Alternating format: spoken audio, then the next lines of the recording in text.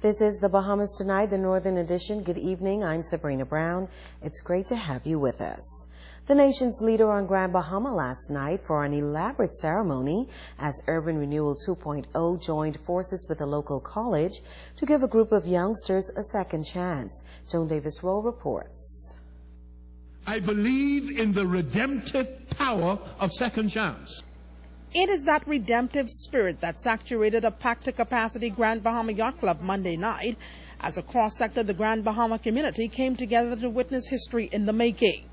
During a televised ceremony, two entities, Urban Renewal 2.0 and Tarif College, launched a partnership to give 20 young people, 18 males and 2 females, a second chance, an opportunity to attain a high school diploma.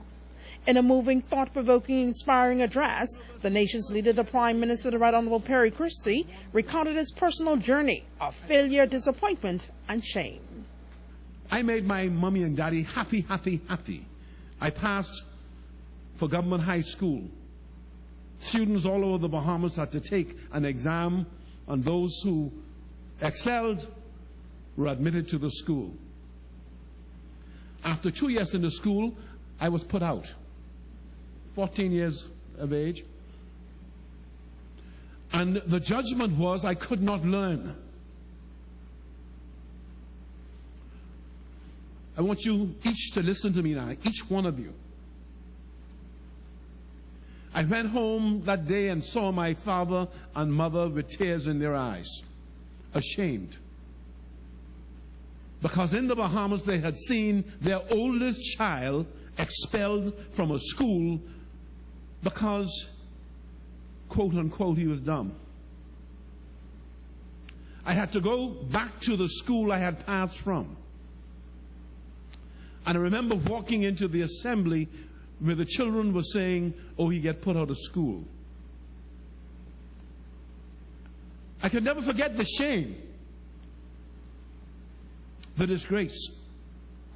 The Prime Minister noted how his past trials resulted in a triumphant future. I can talk to you right from my heart. Look at my life.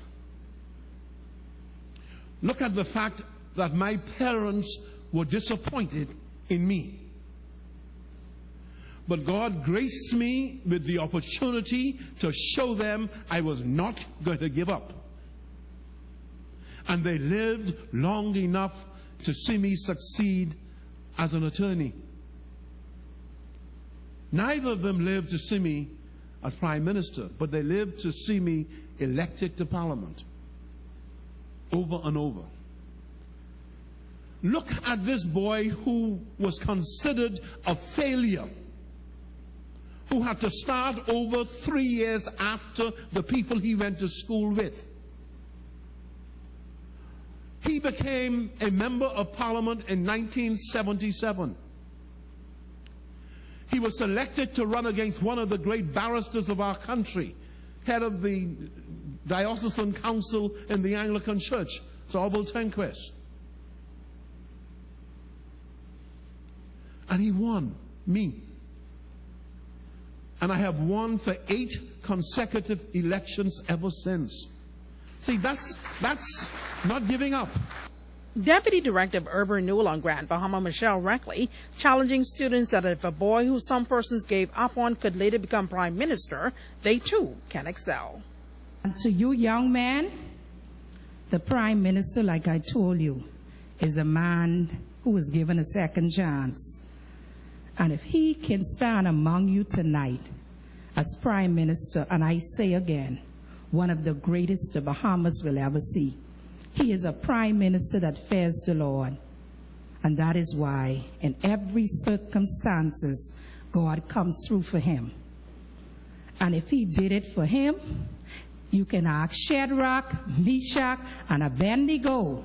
He will do it for you. Again and again. A highlight of the evening was a presentation of brand new Dell computers to all of the GED program participants. Joan Davis-Rowe, ZNS Network News. In wake of the challenge issued by the Prime Minister along with other officials, participants of the Urban Renewal GED program say they are excited about the opportunity given to them.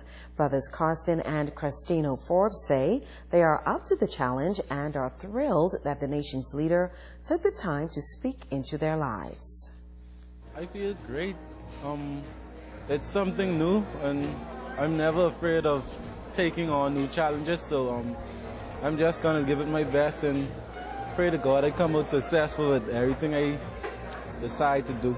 Prime Minister coming here personally to challenge you, to motivate you, to help push you to the next level. How do you feel about his comments here tonight? Well, I really took him to heart because what he said after he stemmed to some of my past and how we grew up. So his story was actually a motivation to say that people might have looked down on you, but just don't give up.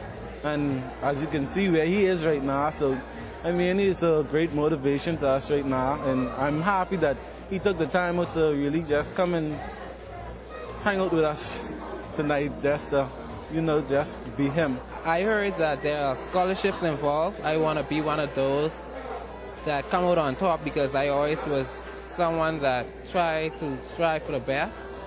So I want to come out on top and I want to get one of the scholarships. And I also want my parents and other honorees to do well also, because to show them, especially the young men, to show that the stereotype that they have us labeled as, it ain't so. We could do better than we are doing it now. And we wish them all the best. The Grand Bahama Power Company is coming under fire yet again, this time by the Coalition for Concerned Citizens. The attack centers around the high cost of electricity bills that continues to have a negative impact on businesses and residents alike. The organization is launching a campaign dubbed Lower the Cost of Power. Shashina Roll has a report. The Coalition for Concerned Citizens believe that there are many factors contributing to Grand Bahama's economic plight, but none more far-reaching than that of the high cost of electricity. Pastor Eddie Victor says enough is enough, and plans are underway to organize a town meeting for residents to voice their concerns on this pressing issue. Today we assemble here as a coalition of concerned citizens to announce our plans to launch the Lower the Cost of Power campaign on Grand Bahama Island.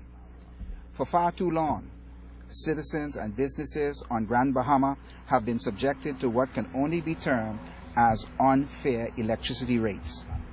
The high cost of electricity on Grand Bahama has clearly driven up the cost of living for citizens and has driven businesses out of the island and the Bahamas. The coalition held a press conference on the grounds of the former Fenestration Glass Company.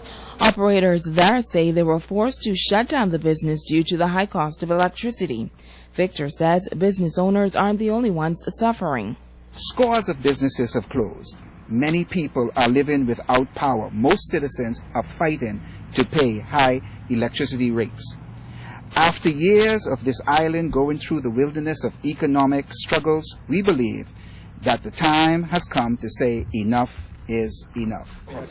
Owner and proprietor of Frank's Ice Cream, Frank Oughton, says he once had 3 stores, but one was recently closed down due to mounting electricity bills. At this present time, you're paying 3 times your rent every month for power bill. That's what's been going on, and it's a challenge. I don't know how long it can last.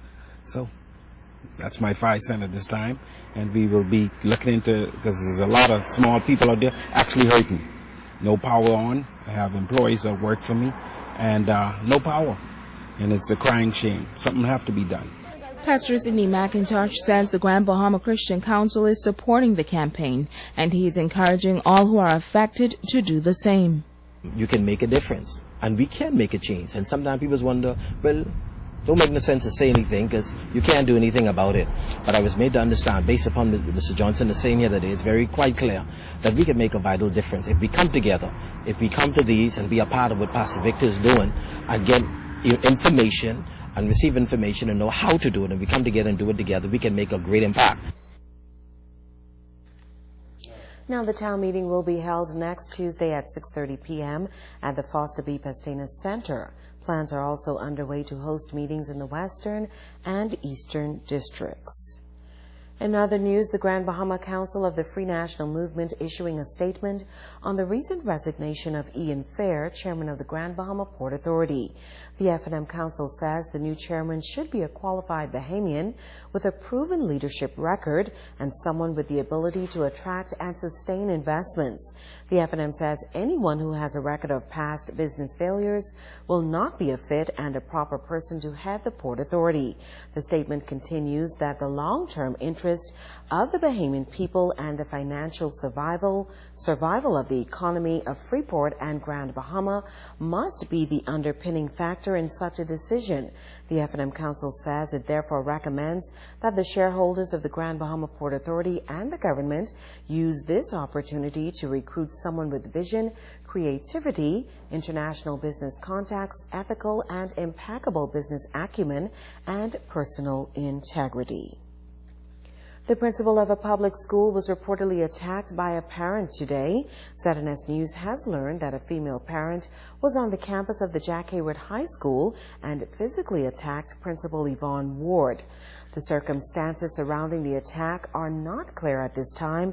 Police have confirmed, though, that the principal has filed a complaint and the matter is under investigation.